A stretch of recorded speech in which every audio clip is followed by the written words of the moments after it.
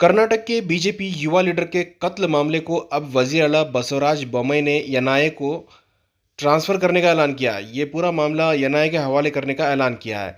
बसवराज बोम्मई ने कहा है कि इस मामले में बाहर की ताकतें होने का अंदेशा है, इसी वजह से इस मामले को एनआईए के हवाले किया जा रहा है। आइए जानते हैं बसवराज बोम्मई क्या कह रहे हैं।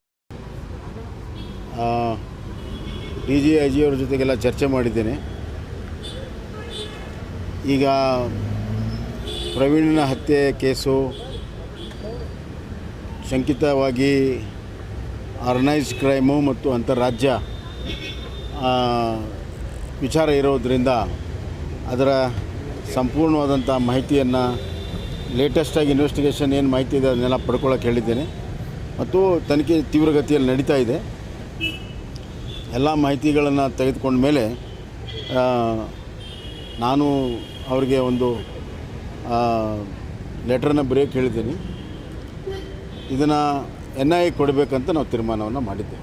ಅದು ಹೋಮ್ ಡಿಪಾರ್ಟ್ಮೆಂಟು ಕಮ್ಯುನಿಕೇಷನ್ ಮಾಡ್ತಾರೆ, ಅವ್ರ ಸೂಚನೆಯನ್ನು ಕೊಟ್ಟಿದ್ದೀನಿ. ಅಂತಾರಾಜ್ಯ ಮತ್ತು ಇದರ ವಿಚಾರ ಇರುವುದರಿಂದ ಎನ್ ಐಗೆ ಕೊಡಬೇಕನ್ನುವಂಥ ಒಂದನೇ ತೀರ್ಮಾನ. ಪ್ರವೀಣ್ ನಾನು ಹೇಳಿದ್ದು ಕೇಳಿದರೆ ಈ ಪ್ರಶ್ನೆ ಬರೋಲ್ಲ.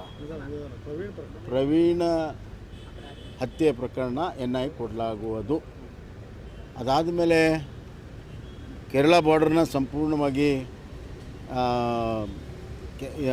CC ಕ್ಯಾಮ್ರಾಸ್ ಮತ್ತು ಚೆಕ್ ಪೋಸ್ಟ್ಗಳನ್ನು ಹಾಕಬೇಕು. ಎಲ್ಲೆಲ್ಲಿ ಪ್ರಮುಖವಾಗಿರುವಂಥ ಎಲ್ಲ ಏನೇನು ಸಂಪರ್ಕ ಇದೆ ಎರಡು ರಾಜ್ಯಗಳ ಮಧ್ಯೆ ಮಾಡಬೇಕು. ಮತ್ತು ವಿಶೇಷವಾಗಿರುವಂಥ ಸೆನ್ಸಿಟಿವ್ ಊರುಗಳಲ್ಲಿ ಪೊಲೀಸ್ ಟೆಂಪ್ರರಿ ಕ್ಯಾಂಪ್ಸನ್ನು ಮಾಡಬೇಕು. ಮತ್ತು ಹಲವಾರು ಪೋಸ್ಟ್ಗಳಲ್ಲಿ ವೇಕೆಂಟ್ ಇದೆ, ತುಂಬುವುದಕ್ಕೆ ಕ್ರಮ ತೆಗೆದುಕೋಬೇಕು.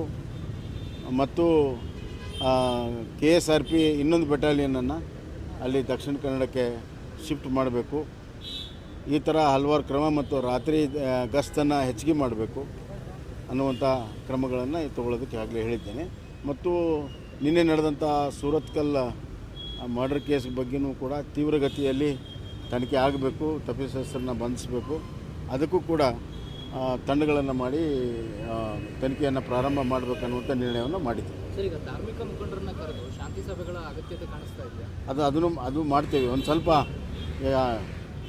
ಸಮಯ ಸಿಕ್ಕ ತಕ್ಷಣ ಎಲ್ಲ ಧಾರ್ಮಿಕ ಮುಖಂಡರನ್ನ ಕರೆದು ಜಿಲ್ಲಾ ಮಟ್ಟದಲ್ಲಿ ಒಂದು ಶಾಂತಿ ಸಭೆಗಳನ್ನು ಮಾಡ್ತೀವಿ. ಖಂಡಿತವಾಗಿ ಕೇರಳ ಬಾರ್ಡರ್ಗೆ ನೀವು ಕಟ್ಟೆಚ್ಚರ ವಹಿಸಬೇಕು ಅಂದರೆ ಕೇರಳ ಬಾರ್ಡರ್ಗೂ ಈ ಪ್ರಕರಣಗಳು ಸಂಬಂಧ ಏನು ಸರ್? ನಿಮ್ಮ SDPI ಅದನ್ನು ನಾನು ಪ್ರಾರಂಭದಲ್ಲಿ ಹೇಳಿದ್ದೇನೆ.